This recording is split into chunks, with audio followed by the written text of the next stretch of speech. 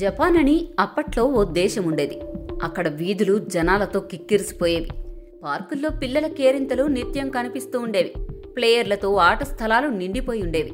ప్రతి చెరువు దగ్గర చిరునవ్వులు, ప్రతి వీధి మలుపులో ఆనందం. రాత్రివేళ మెరుస్తూ కనిపించే టోక్యో స్కై స్క్రేపర్లు, ఇలా అక్కడి వారి జీవితమంతా ఉల్లాసంగా ఉండేది. కాని ఇప్పుడు ఆ వీధులన్నీ వెలవెలబోతున్నాయి. ఆడుకునే పిల్లలు లేరు. రైల్వే స్టేషన్లు నిర్మానుష్యంగా మారిపోతున్నాయి. నైట్ మార్కెట్లలో, వంటగదుల్లో పొగ కమ్ముకున్నా కొనుగోలు చేసే వాళ్లే లేరు. ఆట స్థలాలైతే ఖాళీ. ఒకప్పుడు మనుషులతో నిండిపోయిన నగరాలు ఇప్పుడు ఖాళీ వీధులతో మూగబోయాయి. పెద్ద పెద్ద భవంతులన్నీ బూత్ బంగ్లాలను తలపిస్తున్నాయి. ఒక్క మాటలో చెప్పాలంటే జపాన్ శూన్యత వైపు సాగుతోంది. సరిగ్గా మరో 700 ఏళ్లు గడిస్తే జపాన్ కాలగర్భంలో కలిసిపోయే చరిత్రగా మిగిలిపోయే ప్రమాదముంది. మరో 7 శతాబ్దాల్లో జపాన్ అంతరించిపోవచ్చు. కారణం పిల్లలు పుట్టుకలు తగ్గుదల. 2024లో జపాన్లో పుట్టిన పిల్లల సంఖ్య 7,20,988 మాత్రమే. ఇది 2023తో పోలిస్తే 5% తక్కువ. ఇలా జననాల సంఖ్య తగ్గిపోవడం జపాన్కు ఇది వరుసగా 9వ ఏడాది. ఈ సంఖ్య 1899 నుంచి అందుబాటులో ఉన్న లెక్కల ప్రకారం ఇప్పటి వరకు నమోదైన అతి తక్కువ నెంబర్.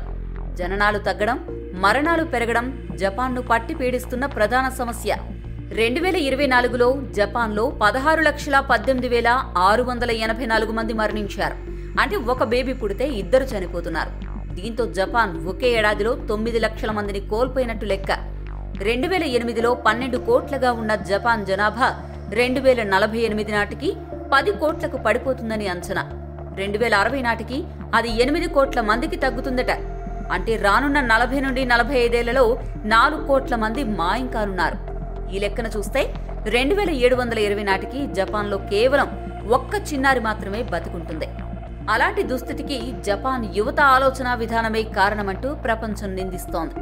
జపాన్ యువత పెళ్లికి ఆసక్తి చూపడం లేదని, పిల్లల్ని కనడం మానేసిందని విమర్శించే వాళ్ళు ఎక్కువయ్యారు. కానీ ఆ దేశ యువత ఎందుకు ఇంత కఠినమైన నిర్ణయాలు తీసుకుంటున్నారన్న దానిపై కొద్దిమందే విశ్లేషిస్తున్నారు.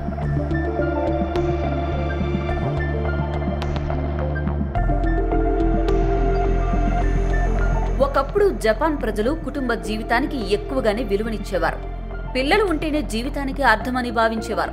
కానీ ఇప్పుడు పెళ్లంటే భారం, కుటుంబం అంటే ఖర్చు అనే స్థితికి వారి ఆలోచన విధానం మారింది.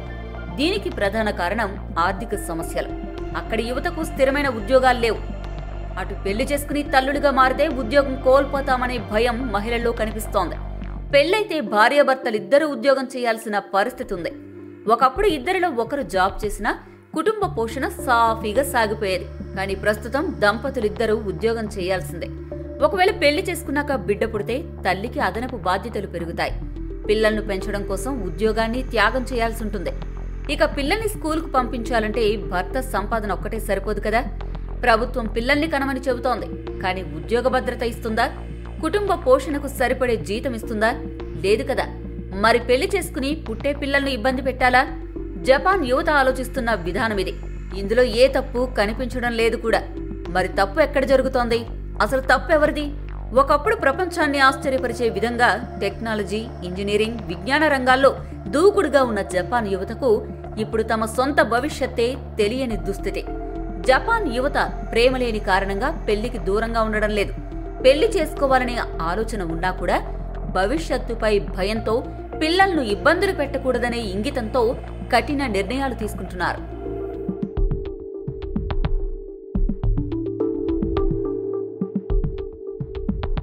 అటు జపాన్ యువతలో చాలా మందికి ఉద్యోగం, పని తప్ప వేరే జీవితమే ఉండదంటే నమ్మగలరా? జపాన్లో కరోషి అనే పదముంది. దీని అర్థం పని ఒత్తిడి కారణంగా చనిపోవడం. అవును, జపాన్ యువతను అక్కడి కంపెనీలు రాచి రంపాలు పెడుతున్నాయి. రోజుకు 14 గంటలు పని చేయించుకుంటున్నాయి. రోజు మొత్తంలో ఇంత సమయం ఎవరైనా ఉద్యోగం చేస్తారా? కానీ చేయిస్తున్నారు. పోనీ దానికి సరిపడా జీతం ఇస్తున్నారా అంటే ఇవ్వడం లేదు. సమయం మొత్తం ఆఫీసులోనే గడిపితే ఇక కుటుంబంతో కలిసి ఉండేదెప్పుడు? ఇంత సమయం పనిచేసి చివరకు ప్రాణాల మీదకు తెచ్చుకుంటున్న యువతకు పెళ్లి, పిల్లల గురించి ఆలోచించే తీరిక, ఓపిక ఉంటుందా?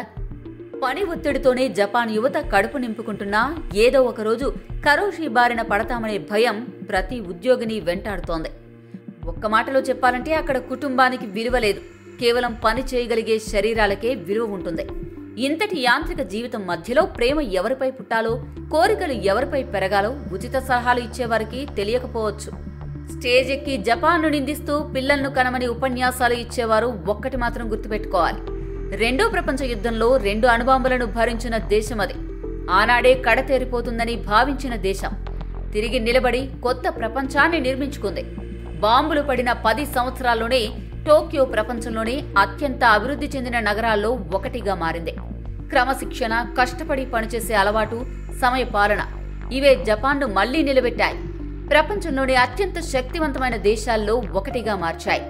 ఆటోమొబైల్, ఎలక్ట్రానిక్స్, టెక్నాలజీ రంగాల్లోనూ టాప్ ప్లేస్కు ఎదిగేలా చేశాయి.